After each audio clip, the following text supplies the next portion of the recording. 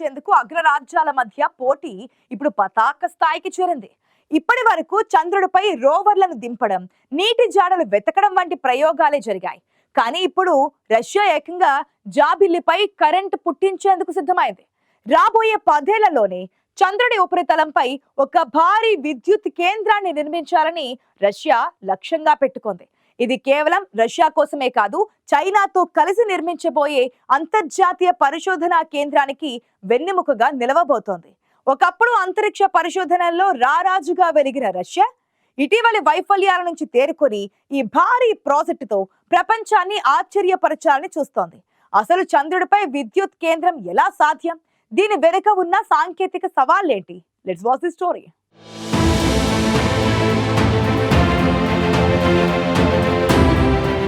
చంద్రుణ్ణి లక్ష్యంగా చేసుకుని ప్రపంచ దేశాల మధ్య కొత్త రకమైన అంతరిక్ష పోటీ కొనసాగుతోంది. ఒకప్పుడు కేవలం ప్రతిష్టకు పరిమితమైన చంద్ర అన్వేషణ ఇప్పుడు భవిష్యత్తు మానవ నివాసాలు, శాస్త్రీయ పరిశోధనలు, అంతరిక్ష ఆర్థిక వ్యవస్థకు కేంద్ర బిందువుగా మారుతోంది. ఈ నేపథ్యంలో తాజాగా రష్యా తీసుకున్న నిర్ణయం ప్రపంచాన్ని ఆకర్షిస్తోంది. రాబోయే 10 ఏళ్లలో చంద్రుడిపై విద్యుత్ కేంద్రాన్ని ఏర్పాటు చేయాలనే దిశగా రష్యా ముందడుగు వేస్తోంది. ఇది కేవలం ఒక సాంకేతిక ప్రాజెక్టు మాత్రమే కాదు, భవిష్యత్తు అంతరిక్ష ఆధిపత్య పోరులో రష్యా తన స్థానాన్ని తిరిగి బలపరుచుకునే ప్రయత్నంగా విశ్లేషకులు భావిస్తున్నారు.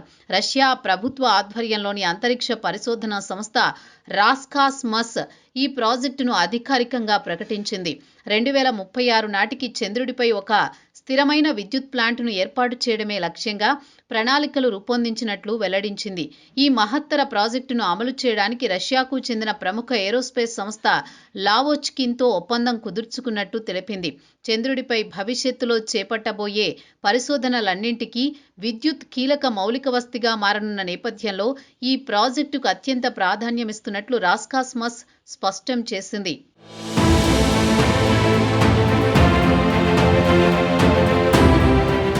తమ లూనార్ ప్రోగ్రాంకు నిరంతర విద్యుత్ సరఫరా కల్పించడం కోసం రష్యా చంద్రుడిపై విద్యుత్ కేంద్రం ఏర్పాటు చేస్తోంది.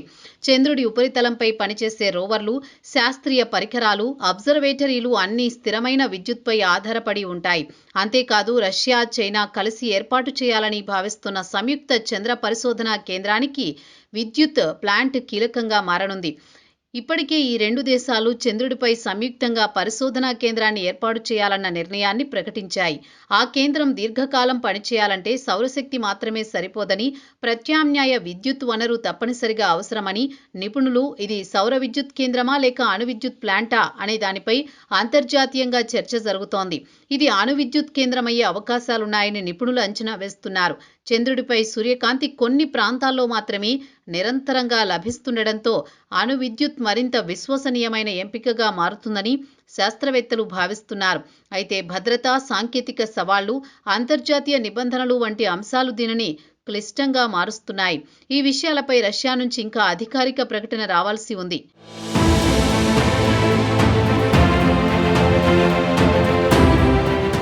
మరోవైపు చంద్రుడిపై విద్యుత్ కేంద్రం ఏర్పాటు అనేది సాంకేతికంగా అత్యంత కఠినమైన పని. భూమిపై సాధ్యమైన అనేక పద్ధతులు చంద్రుడిపై పనిచేయవు. తీవ్ర ఉష్ణోగ్రతలు, గురుత్వాకర్షణ తక్కువగా ఉండడం, ధూళి సమస్యలు ఇవన్నీ సవాళ్లుగా మారతాయి. పైగా చంద్రుడిపై రాత్రి 2 వారాల పాటు కొనసాగుతుంది. ఈ సమయంలో విద్యుత్ సరఫరా ఎలా కొనసాగించాలన్నదే శాస్త్రవేత్తలకు సవాలుగా మారుతోంది. అందుకే రష్యా ఈ ప్రాజెక్టును అత్యంత ప్రణాళికాబద్ధంగా ముందుకు తీసుకువెళుతోంది. అంతరిక్ష పరిశోధనల విషయంలో రష్యాకు భారీ చరిత్ర ఉంది. 1961లో యూరీ గగారిన్ను అంతరిక్షంలోకి పంపి మానవ చరిత్రలోని తొలి వ్యోమగామిగా రష్యా నిలిపింది. ఆ ఘనతతో అప్పట్లో అమెరికాను సైతం వెనక్కి నెట్టి అంతరిక్ష రంగంలో అగ్రగామిగా నిలిచింది. చంద్రుడిపై అనేక లూనార్ మిషన్లను విజయవంతంగా నిర్వహించి విలువైన శాస్త్రీయ సమాచారాన్ని ప్రపంచానికి అందించింది. అయితే కాలక్రమేణా అమెరికా తర్వాత చైనా ఈ రంగంలో వేగంగా ముందుకు దూసుకువెళ్లాయి.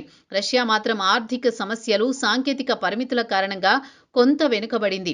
ఇటీవల కాలంలో రష్యా చేపట్టిన కొన్ని ప్రతిష్టాత్మక మిషన్లు ఆశించిన ఫలితాలు ఇవ్వలేకపోయాయి. ముఖ్యంగా 2023 ఆగస్టులో చేపట్టిన లూనా 25 మిషన్ చంద్రుడిపై సాఫ్ట్ ల్యాండింగ్కు ముందే విఫలమవడం రష్యా అంతరిక్ష ప్రోగ్రాంపై తీవ్ర విమర్శలకు దారితీసింది. ఒకప్పుడు చంద్ర అన్వేషణలో అగ్రస్థానంలో ఉన్న రష్యా ఇప్పుడు మళ్లీ అదే స్థాయికి చేరగలదా అన్న ప్రశ్నలు వినిపించాయి. ఈ నేపథ్యంలో చంద్రుడిపై విద్యుత్ కేంద్రం ఏర్పాటు చేయాలన్న ప్రణాళిక రష్యా తిరిగి బలమైన ప్రకటన చేయాలన్న సంకేతంగా భావిస్తున్నారు.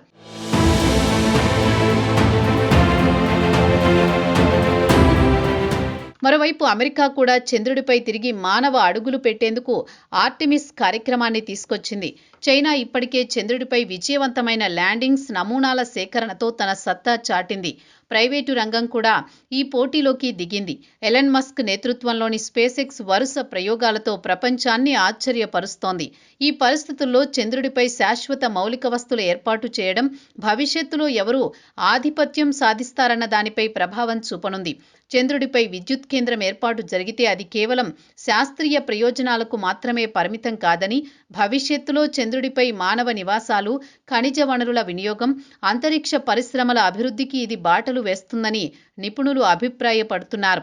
అందుకే రష్యా తీసుకున్న ఈ నిర్ణయాన్ని భవిష్యత్తు అంతరిక్ష రాజకీయాల్లో కీలక మలుపుగా విశ్లేషిస్తున్నారు. 2036 నాటికి ఈ ప్రాజెక్టు వాస్తవ రూపం దాల్చితే చంద్రుడిపై విద్యుత్ వెలుగులు వెలిగించిన తొలి దేశాల్లో రష్యా ఒకటిగా నిలిచే అవకాశముంది.